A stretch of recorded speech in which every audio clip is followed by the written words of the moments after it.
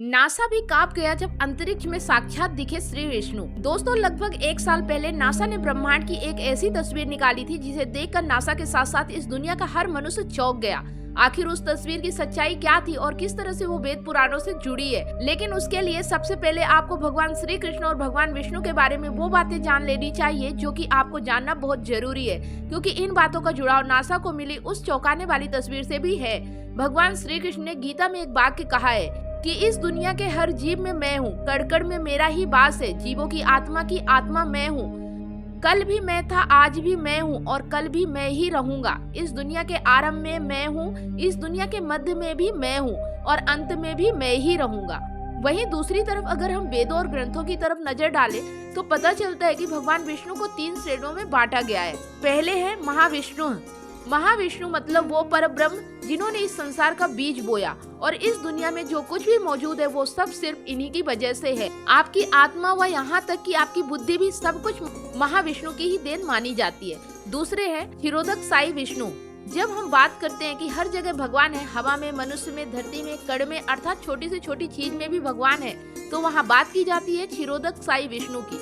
तीसरे और अंतिम है गर्भोदक साई विष्णु, जिनके लिए कहा जाता है इन्हीं के नाभि कमल से भगवान ब्रह्मा की उत्पत्ति हुई थी और फिर सारी सृष्टि की रचना के बाद खुद भगवान विष्णु ने ही उसे संभालने का कार्यभार उठा लिया था। ऐसे में आपको भी बहुत से धार्मिक ग्रंथों में क्षीरोदक साई विष्णु की तस्वीर देखने को मिल जाती होंगी, जो कि कोई काल्पनिक तस्वीर नहीं है बल्कि वेद पुराणों को समझकर बनाई गई तस्वीर है। ध्यान से देखें तो जिसे नासा ने मिस्टिक माउंटेन का नाम दिया है, इसकी तुलना क्षीरोदक साई विष्णु की तस्वीर से करें जो कि काल्पनिक नहीं है, तो आप पाएंगे कि नासा की तस्वीर बहुत हद तक भगवान विष्णु के इस रूप से मिलती जुलती है। इतना ही नहीं, इसके बाद फिर से 2 महीने बाद नासा के टेलीस्कोप द्वारा एक दूसरी तस्वीर खींची गई जिसे हैंड ऑफ गॉड का नाम दिया गया।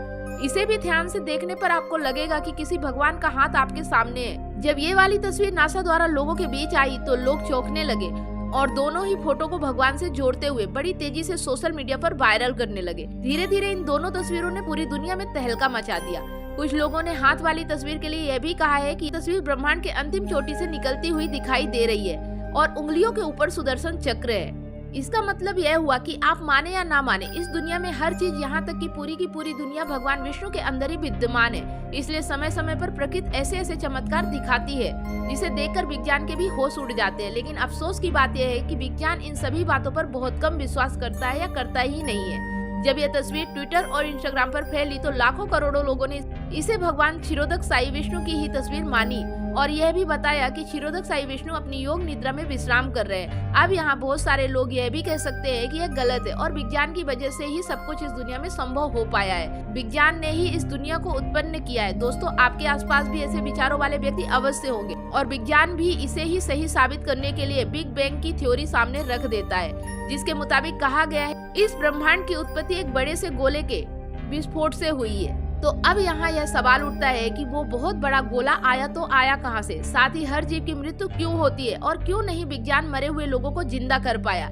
ऐसे बहुत से सवाल है जिनसे विज्ञान पल्ला झाड़ता है और इसीलिए कहा जाता है कि जहाँ पर विज्ञान की सोच खत्म होती है वहीं से वेद पुराणों में लिखी गई बातें शुरू होती है। फिर ऐसी बहुत सी चीजें हैं जिन्हें विज्ञान अब समझ पाया है, लेकिन वेद पुराणों में वे सभी कब की समाप्त हो चुकी है। पौराणिक काल की बात करें तो उस समय दुनिया इतनी उन्नत थी कि अपनी ही शक्तियों की मदद से ईश्वर को देखा भी जा सकता था और समझा भी जा सकता था, जिसे विज्ञान के लिए सोचना भी संभव नहीं और यहाँ तक पहुँचने की तो बात ही दूर है। विज्ञान से जुड़े कई ऐसे लोग हैं जो ऐसी सकारात्मक शक्तियों पर विश्वास तो करते हैं लेकिन पूरी दुनिया के सामने जाहिर नहीं करते हैं। वैसे आपका इस बारे में क्या विचार है? कमेंट करके हमें अवश्य बताएं। रोजाना अगर आप हमारे चैनल पे ऐसी ही पौराणिक कथाएं देखते रहना चाहते हैं तो चैनल को कभी सब्सक्राइब जरूर करें, साथ में बेल आइकन प्रेस करें ताकि जब भी कोई नई वीडियो में अपलोड करें उसका नोटिफिकेशन आपको सबसे पहले मिले।